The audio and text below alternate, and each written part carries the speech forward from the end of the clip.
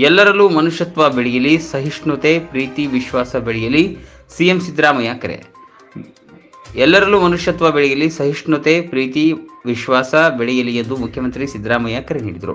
ಅವರು ಇಂದು ಬಕ್ರೀದ್ ಹಬ್ಬದ ಅಂಗವಾಗಿ ಚಾಮರಾಜಪೇಟೆಯಲ್ಲಿ ಇಂದು ನಡೆದ ಸಾಮೂಹಿಕ ಪ್ರಾರ್ಥನೆಯಲ್ಲಿ ಪಾಲ್ಗೊಂಡು ಮಾತನಾಡಿದರು. ಈ ಸಂದರ್ಭದಲ್ಲಿ ಎಲ್ಲ ಮುಸ್ಲಿಂ ಬಾಂಧವರಿಗೆ ಬಕ್ರೀದ್ ಹಬ್ಬದ ಶುಭಾಶಯವನ್ನು ತಿಳಿಸಿದ ಮುಖ್ಯಮಂತ್ರಿಗಳು, ಎಲ್ಲರೂ ಇಂದು ಭಕ್ತಿಯಿಂದ ಪ್ರಾರ್ಥನೆಯಲ್ಲಿ ಭಾಗವಹಿಸಿ ಮನುಕುಲಕ್ಕೆ ಒಳ್ಳೆಯದಾಗಲಿ ಎಂದು ಪ್ರಾರ್ಥಿಸಿದ್ದೀರಿ. ಎಲ್ಲರೂ ಸಾಮೂಹಿಕ ಪ್ರಾರ್ಥನೆ ಮಾಡಿದ್ದು ಸಮಾಜದಲ್ಲಿ ನಾವೆಲ್ಲರೂ ಅಣ್ಣ ತಮ್ಮಂದಿರ ಹಾಗೆ ಪರಸ್ಪರ ವಿಶ್ವಾಸದಿಂದ ಬಾಳಬೇಕು ಎಂದರು. ಇನ್ನೊಂದು ಧರ್ಮವನ್ನು ಪ್ರೀತಿಸುವ ಮನೋಭಾವವನ್ನು ಬೆಳೆಸಿಕೊಳ್ಳಬೇಕು. ಭಾರತ ಬಹುತ್ವದ ದೇಶ. ಎಲ್ಲ ಧರ್ಮ, ಜಾತಿ, ಭಾಷೆ, ಪ್ರಾಂತದವರು ಒಟ್ಟಾಗಿ ಬಾಳಬೇಕು. ಮನುಷ್ಯತ್ವ ಬಹಳ ದೊಡ್ಡದು. ಎಲ್ಲರೂ ಪರಸ್ಪರ ಪ್ರೀತಿಸಬೇಕು.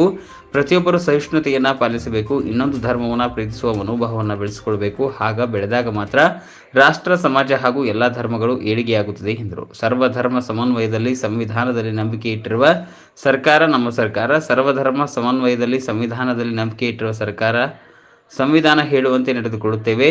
ಯಾವುದೇ ತಾರತಮ್ಯ ಮಾಡುವುದಿಲ್ಲ. ಕರ್ನಾಟಕದ 7 ಕೋಟಿ ಜನರನ್ನ ರಕ್ಷಣೆ ಮಾಡುವ ಜವಾಬ್ದಾರಿ ನಮ್ಮದು. ಈ ಕೆಲಸವನ್ನು ತಾರತಮ್ಯವಿಲ್ಲದೆ ಮಾಡುತ್ತೇವೆ ಎಂದು ಭರವಸೆ ನೀಡಿದರು.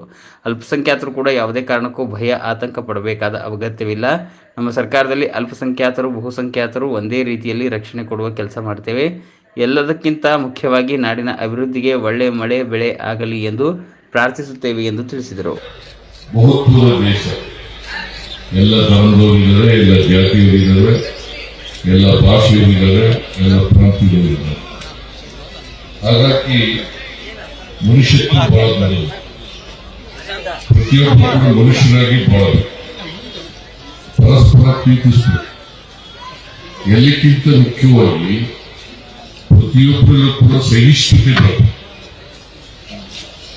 ಇನ್ನೊಬ್ಬರನ್ನ ಸಹಿಸಿಕೊಳ್ತಕ್ಕಂಥ, ಇನ್ನೊಂದು ಧರ್ಮವನ್ನು ಸಹಿಸಿಕೊಳ್ತಕ್ಕಂಥ, ಇನ್ನೊಂದು ಧರ್ಮವನ್ನು ಪ್ರೀತಿಸ್ತಕ್ಕಂಥ, ಇನ್ನೊಂದು ಜನಾಂಗದವರನ್ನ ಪ್ರೀತಿಸ್ತಕ್ಕಂಥ ಮನೋಭಾವ ಬೆಳೀಬೇಕು.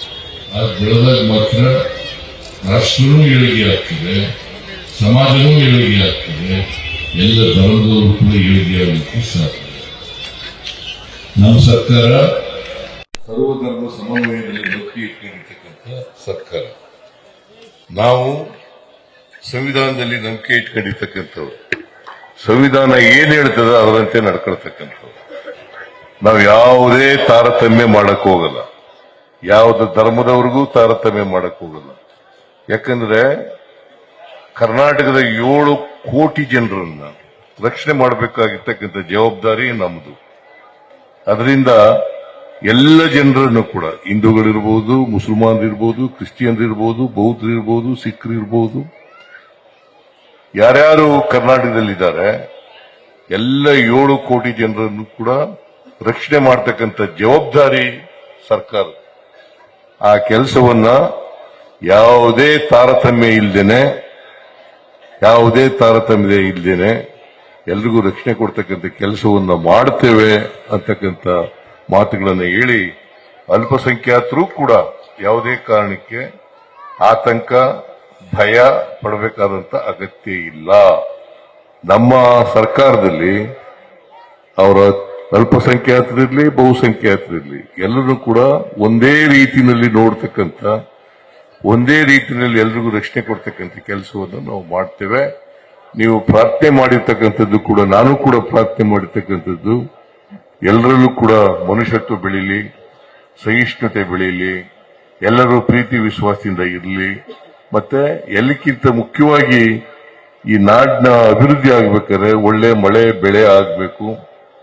ಆ ಮಳೆ ಬೆಳೆ ಆಗಲಿ ಅಂತೇಳಿ ಆಶಿಸಿ ಇವತ್ತು ಇಡೀ ರಾಜ್ಯದ ಜನತೆಗೆ ಒಳ್ಳೇದಾಗಲಿ, ಶುಭವಾಗಲಿ ಅಂತ ಹಾರೈಸಿ ನನ್ನ ಮಾತುಗಳನ್ನು ಮುಗಿಸ್ತೇನೆ. ವಿಶೇಷವಾಗಿ ಮತ್ತೊಮ್ಮೆ ಬಕ್ರೀದ್ ಹಬ್ಬದ ಶುಭಾಶಯಗಳು. ಬಕ್ರೀದ್ ಹಬ್ಬದ ಶುಭಾಶಯಗಳು. ನಿಮ್ಮೆಲ್ಲರಿಗೂ ಧನ್ಯವಾದಗಳು.